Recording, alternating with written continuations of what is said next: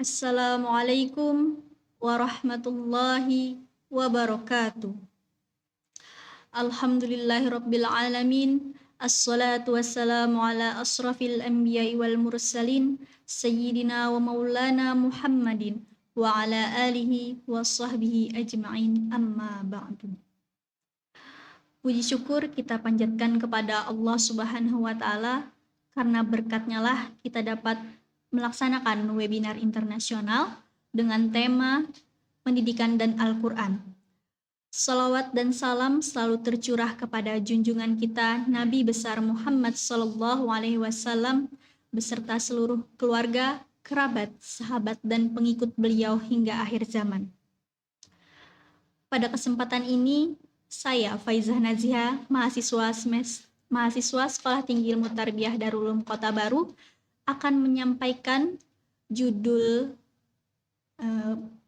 pada kesempatan ini dengan judul pengaruh penggunaan media daring era COVID-19 terhadap motivasi belajar siswa mata pelajaran Al-Quran Hadis, studi kasus kelas 11 keagamaan di Man Kota Baru, yang mana judul penelitian ini merupakan hasil penelitian yang telah dilakukan beberapa bulan yang lalu ketika sekolah masih dilaksanakan secara daring. Pelaksanaan pembelajaran melalui media daring di era COVID-19 merupakan salah satu faktor yang mempengaruhi tinggi rendahnya motivasi belajar Al-Quran Hadis. Pasalnya, media daring ini merupakan salah satu indikator motivasi yang mampu memberikan dorongan kepada peserta didik untuk belajar dengan pendidik memberikan pembelajaran dengan bantuan media daring. Apabila pendidik dapat menyampaikan dengan kreatif, maka juga mudah diterima oleh peserta didik. Namun, ketika pendidik menyampaikan kurang menarik atau hanya memberikan tugas-tugas saja, maka terjadilah kesan kurang menarik di dalam pembelajaran tersebut. Mengenai rumusan masalah yang diangkat dalam penelitian ini, yang pertama, bagaimana sih penggunaan media daring era COVID-19 tersebut, dan yang kedua, bagaimana motivasi belajar siswa dalam belajar Al-Quran Hadis, dan yang ketiga adalah bagaimana pengaruh di antara penggunaan media daring dan terhadap motivasi belajar itu sendiri.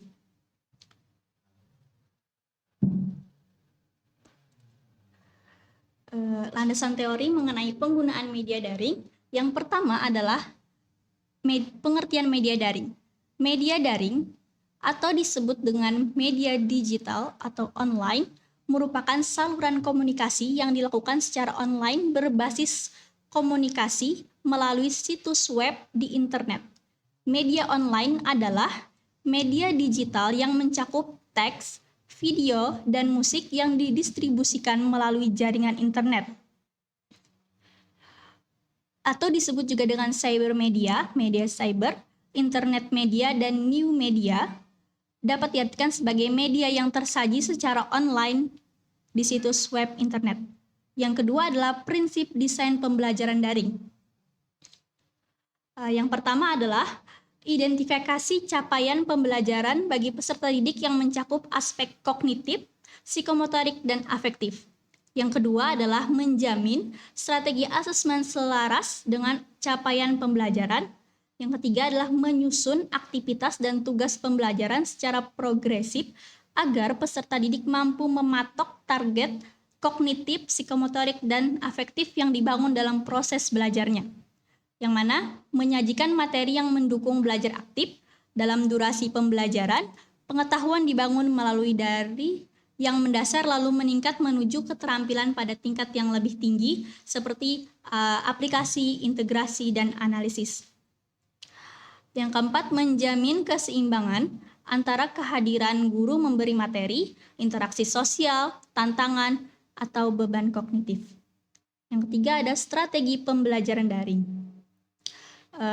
Yang pertama itu ada icebreaker atau opener. Dalam pembelajaran digital, Diperlukan tindakan berupa treatment, berupa tindakan untuk membuat pembelajar aktif dengan memberikan sedikit permainan yang memperlihatkan sesuatu menarik dalam belajar. Yang kedua ada student expedition. Ketika peserta didik akan belajar melalui web, tujuan yang akan dicapai dan materi pembelajaran yang akan dipelajari sudah disajikan terlebih dahulu. Yang ketiga ada PCT atau Purposive Creative Thinking, mengidentifikasikan konflik atau masalah dalam kegiatan belajar yang dihadapi dapat dipecahkan oleh peserta didik melalui fasilitas yang ada seperti forum diskusi atau chatting. Yang keempat ada P2P atau peer-to-peer interaction, penggunaan metode kooperatif dalam kegiatan di web. Yang kelima ada streaming expert, yaitu pendapat dari para ahli dengan kegiatan video streaming dapat membantu menyelesaikan masalah karena dengan ini dimungkinkan juga terjadi diskusi antara pembelajar dengan ahli. Yang keenam ada mental gymnastic. Pembelajaran melakukan kegiatan curah pendapat yang bertujuan untuk mencapai tujuan pembelajaran yang sudah digariskan dengan mengumpulkan sejumlah topik-topik yang menarik perhatian yang kemudian didiskusikan dan disampaikan kepada pembelajar yang lainnya. Yang keempat, mengenai COVID-19, yaitu suatu virus atau penyakit menular yang disebabkan oleh sindrom pernapasan akut, yang mana penyakit ini pertama kali diidentifikasi pada tahun 2019 di Wuhan, Cina. Kemudian menyebar secara global mengakibatkan pandemi virus corona dari 2019 sampai 2020. Virus ini memiliki gejala umum seperti demam, batuk, sesak napas, nyeri otot, produksi dahak, diare, dan sakit tenggorokan. Terakhir ada penggunaan media daring di era COVID-19 pada pembelajaran. Yakni konsep pembelajaran yang menggunakan media daring ini mempermudahkan peserta didik dalam melaksanakan kegiatan pembelajaran sebagaimana di dalam Al-Qur'an surah Al-Baqarah ayat 158 yang berbunyi yuridullaha bikumul yusra wala yuridu bikumul usra.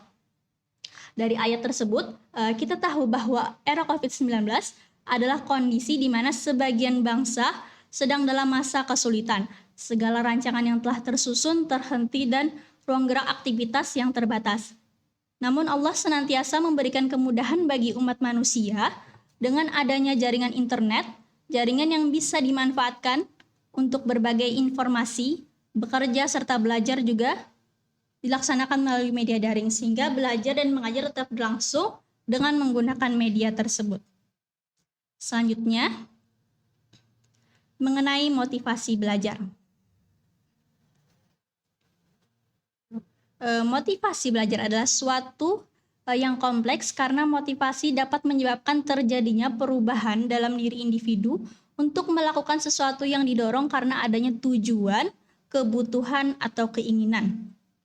Yang kedua ada macam-macam motivasi belajar yang diantaranya ada motivasi intrinsik dan motivasi ekstrinsik. Motivasi intrinsik merupakan motif-motif yang menjadi aktif atau fungsinya tidak perlu rangsangan dari luar, karena dalam setiap individu sudah ada dorongan untuk melakukan sesuatu.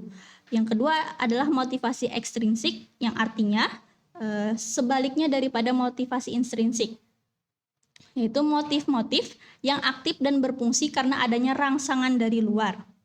Yang ketiga ada indikator motivasi belajar.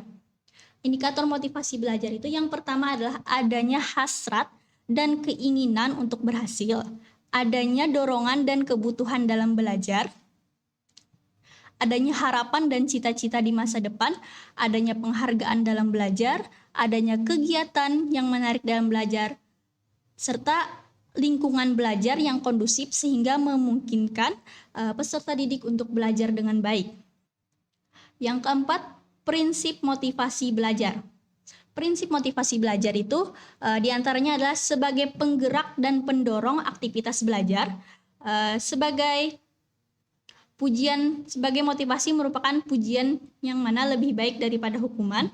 Motivasi berhubungan erat dengan kebutuhan dalam belajar dan motivasi dapat melahirkan prestasi dalam belajar. Yang terakhir, mengenai fungsi motivasi. Yang pertama adalah sebagai pendorong yang merupakan penggerak atau melepas energi. Yang kedua, menentukan arah perbuatan kepada tujuan yang ingin dicapai. Menyeleksi perbuatan yaitu menunjukkan perbuatan yang harus dikerjakan yang sesuai dengan menyisihkan perbuatan-perbuatan yang tidak bermanfaat bagi tujuan belajar. Di dalam judul ini, metode penelitian yang diangkat adalah pendekatan penelitian ini adalah pendekatan kuantitatif, yang mana jenis ini menggunakan pendekatan korelasional yang dimaksud untuk mengetahui ada atau tidaknya hubungan antara dua variabel, yakni variabel pertama itu penggunaan media daring di era COVID-19 dan variabel keduanya adalah motivasi belajar siswa. Data ini diperoleh menggunakan teknik wawancara, observasi, dokumenter, dan angket yang mana disebarkan melalui Google Formulir. Selanjutnya, setelah data tersebut didapat, lalu dianalisis menggunakan rumus produk momen.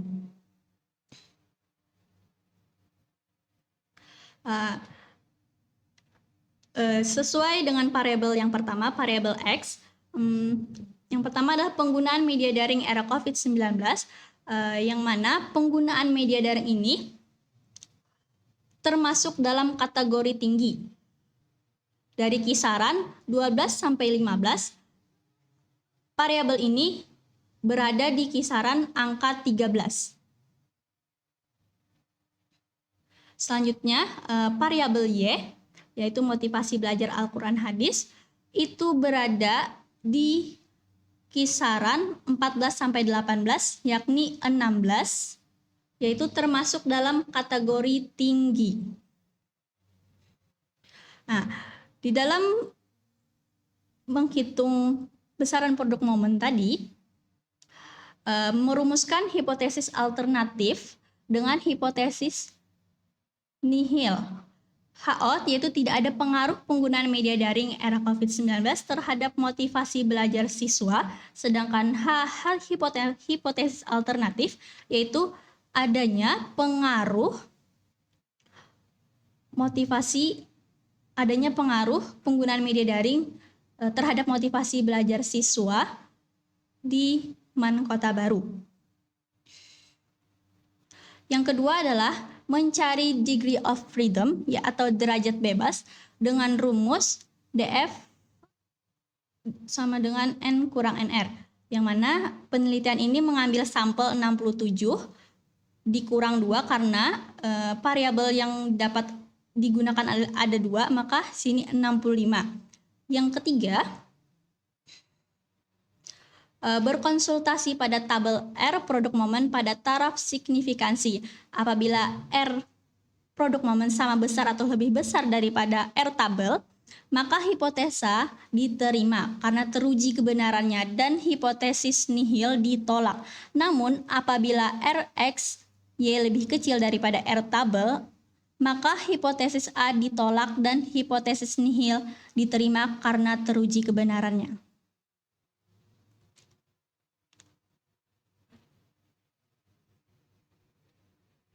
Yang keempat, membandingkan besarnya Rx Y dengan RT masing-masing pada taraf signifikansi 5%, 0,2250 pada taraf signifikansi 1%, 0,325. Jadi, kesimpulannya yang dapat kita tarik adalah 0,691, di mana 0,691 ini diraih dari rumus produk momen tersebut dengan nilai tidak ada pengaruh penggunaan media daring era COVID-19 terhadap motivasi belajar siswa pada mata pelajaran Al-Quran Hadis itu ditolak atau disetujui. Sedangkan hipotesis alternatif HA berbunyi adanya pengaruh penggunaan media daring di era COVID-19 terhadap motivasi belajar siswa pada mata pelajaran Al-Quran Hadis dengan diterima atau disetujui karena teruji kebenarannya. dengan rumus produk momen tadi dengan hasil 0,691 berada di kisaran antara 0,60 sampai dengan 0,80 yang mana variabel X dan variabel Y itu terdapat korelasi yang positif dengan korelasi yang tinggi. Jadi kesimpulannya yang pertama adalah penggunaan media daring di era COVID-19 siswa kelas 11 keagamaan itu dikategorikan tinggi. Motivasi belajar Al-Quran hadis siswa kelas 11 keagamaan juga dikategorikan tinggi. Dan terdapat korelasi yang tinggi antara penggunaan media daring era COVID-19 dengan motivasi belajar siswa pada mata pelajaran Al-Quran hadis kelas 11 keagamaan di Man Kota Baru. Dengan demikian, hipotesis nihil atau HO ditolak atau tidak disetujui dan hipotesis alternatif HA diterima atau disetujui karena teruji kebenarannya.